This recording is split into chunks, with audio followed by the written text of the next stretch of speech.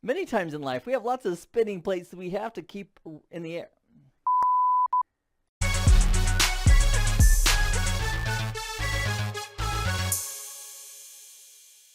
Hello, my name is Keith Barker, and welcome to this video. Many times in life, we have lots of spinning plates that we have to keep in the air all the time. In this video, I'd like to share with you some techniques that we can use to help identify those tasks and activities that are the most important to us and to our goals, and how to stay on top of them.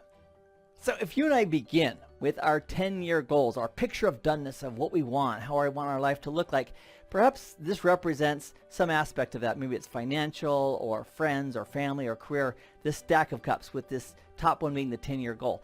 To back that off into 5-year goals, and then 1-year goals, and then 6 months goals and 1 month goals, what we could do is simply say, okay, to get to here, what would we have to do to get there? And perhaps there's this intermediate step. And then there's yet a previous step, and a previous step, and a previous step, until we get to those tasks and activities which we can start acting on now. Whether that's just picking up the phone or going online to discover more information about a skill or a career or something that you want to pursue. It's certainly an activity. So when we have activities like this, initial activities towards a given direction, what we want to do is take all the things on our plate, the work-related things, the family-related things, and other tasks, including this one, whatever that is, that first step towards our goal, and prioritize it to make sure that it gets done. So I'd like you to imagine in your mind what that top-level goal is. It could be any one of your 10-year goals regarding finance or career or family, whatever it happens to be. And then as you break that down and you look at the startup tasks or the initial tasks for that, once you identify something that we can do, like maybe if it's for becoming an air conditioning technician. I live in Las Vegas. It's very hot here in the summer, and there's a lot of technicians. So if somebody wanted to say, I'm going to get a new job as a career as a AC repair person, one of the first steps would be to discover, okay, what's required, or are there schools, or how do I get started?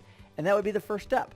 So we want to have that as a task on our action list of things to do. Now, the reality is we got a lot of stuff going on. So how do we coordinate everything that's going on and making sure that you and I focus on the most important things first? And one technique that I've been using for more than 2 decades is a very simple priority checklist. I'll put a graphic, all right, I'll put it right here.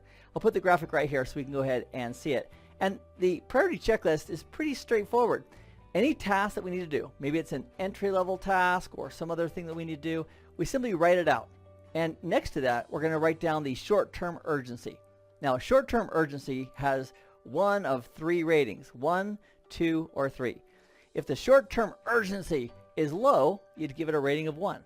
If the short-term urgency is high, we give it a rating of 3. Let me use an example here. Okay, haircut. Haircut's on my list of things that I need to get done. As far as short-term urgency, what's the worst possible thing that's going to happen if I don't get my haircut today or right away? Not very much. And so I gave that a 1. That's an example of a 1. Another example would be record this video or record videos for CBT Nuggets, both of which are very important to me. And depending on how many I've done this week and where I'm at, that could be a short-term urgent thing. So if it is, I would give that one like a 2 or a 3. So you'd write the task out and then simply write next to it the short-term urgency. 1 for low, 3 for high.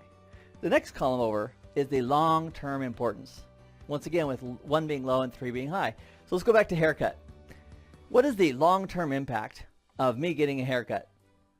And the answer is, doesn't have that big of an impact, at least in my situation. So I would probably give that, for me, a 1 again. Low, long-term importance. And then I'd total that. So my haircut would come out in the total column to a total of 2, a whopping 2. On the other hand, recording videos for CBT Nuggets, where I work as a technical trainer, that's important. So there's a short-term urgency. I have it as a 2 for here for today. And a long-term importance is a 3 because we need content in our library for our customers. And so the total of that for recording nuggets for CBT for me would be a 5. And then once we're done with ranking the totals for each of them, we're going to go down the list and we're going to take the highest numbered there. So if you have a 5, if you have a 6, we're going to give that an A in the A equals high, B equals medium, C equals low column. So that way you rank all your highest numbers. Like if you have 6s, they'll be A's. If you don't have any 6s, you only have 5s, they would be A's. And then you go to the next lowest number. In this case, I've got a 6, which is an A. I've got a 5, which is a B. I've got 2 5s actually that are B's. And then I go down to the C's and list A, B, and C. And here's the secret.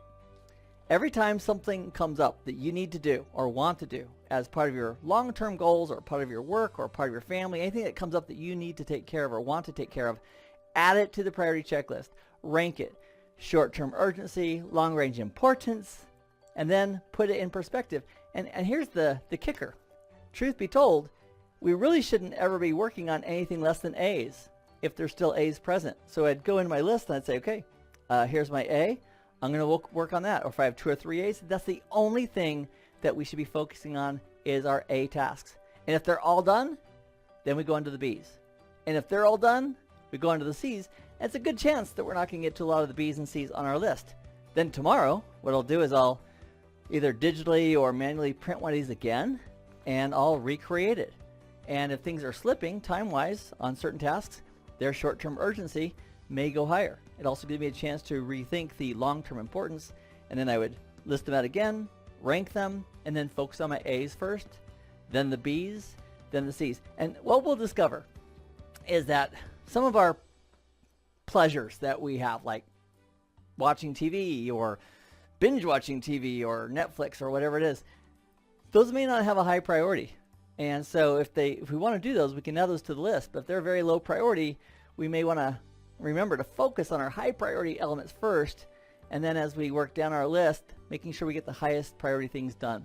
Now, there is importance in scheduling time for downtime. Schedule time with your family and friends and for your social events and things like that, because community and getting to know each other and helping other people is a fantastic and important thing to do. But a lot of that should not be at the expense of your A priorities as you work towards your goal step by step, getting closer and closer every week, every month, every year to those goals that are important to you. So that's what this video is about, using the priority checklist as a tool to help us keep on track and focusing our time and effort on those things that have the highest priority and are most aligned with our long-term goals.